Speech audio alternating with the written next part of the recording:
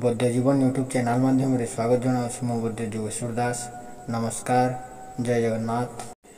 प्रिय दर्शक बंधु, आपण मानक अनुरोध क्रमे आज आम जाना रक्त प्रदर रोगर घरोई चिकित्सा बा आयुर्वेद चिकित्सा संपर्क में आज वीडियो माध्यम तेबे आलोचनाटे जदि आपण मानक भल लगुच गोटे लाइक करूँ एवं आग को जदि यहीपरि आलोचना गुड़िक देखा चाहते तेबे चैनल टी सब्सक्राइब करनी।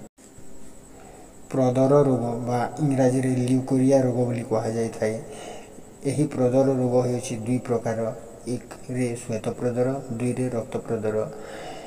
जो महिला मानकर यौनांगरू रक्तस्राव होता है ताहाकू रक्त प्रदर बोली कहा जाय थाए एवं जो महिला मानकर यौनांगरू सफेद बा धला रंगर स्राव होता है ताहाकू श्वेत प्रदर बोली कहा जाय थाए। आजिर एही आलोचना माध्यम आम जानिबा रक्त प्रदर आयुर्वेदीय चिकित्सा बा घरोई चिकित्सा विषय रे आजिर एही आलोचना माध्यम आजिर एही आलोचनाटी जड़े दर्शक भाई अनुरोध क्रमे प्रस्तुत करा जाउछि। आपण जदि कौन रोग विषय जानवा चाहते ताहले कमेंट करंतु। आपनक रोगर आयुर्वेदीय चिकित्सा विषय में वीडियो प्रस्तुत करने चेष्टा करी। तेज विलंब नक आसतु आरंभ करवा आजिर आलोचना।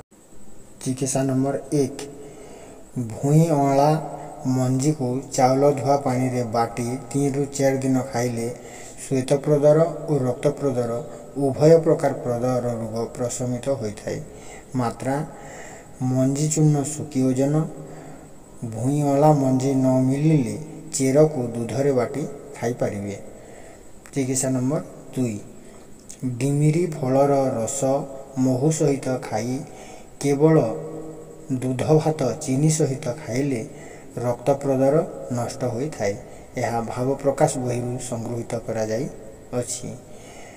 चिकित्सा नंबर 3, नाली गेंडू फूल, लाल मंदार फूल, लाल कंचन फूल एवं अशोक फूल समभाग एकत्र छेची रस 2 तुला नहीं छेली दूधरे मिसाई खाइले प्रबल रक्त स्राव बंद होई थाए। यह बहुबार परीक्षित अटे।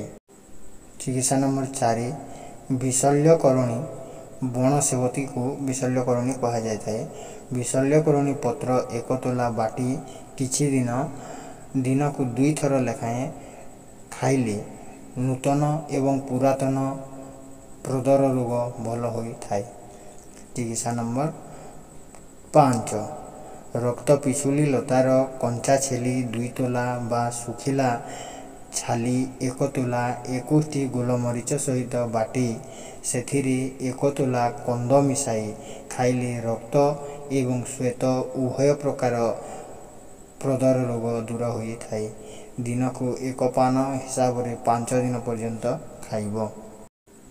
रक्त कहीं कंदा 1 तोला गोलमरीच 21 नवात कंद 1 तोला एकत्र बाटी खाइब। दिन को 1 पान करी 7 दिन खाइले श्वेत प्रदर और रक्त प्रदर उभय प्रकार प्रदर रोग यही चिकित्सा द्वारा भल होई थाए।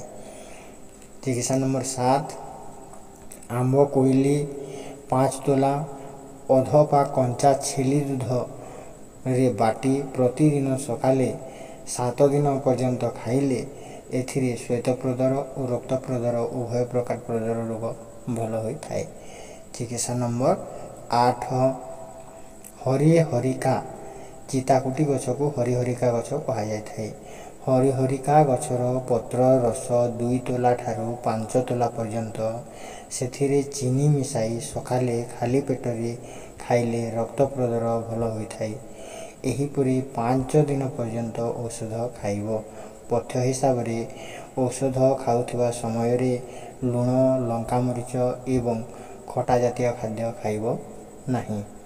चिकित्सा नंबर 9, फिटिकिरी खोई चूर्ण 4 रती 1 तोला काणी लेउटिया पत्र रस अध चामच महू सहित दिन को 4 पान खाइले 4 ରୁ 5 दिन रे रक्त प्रदर भल होई थाए।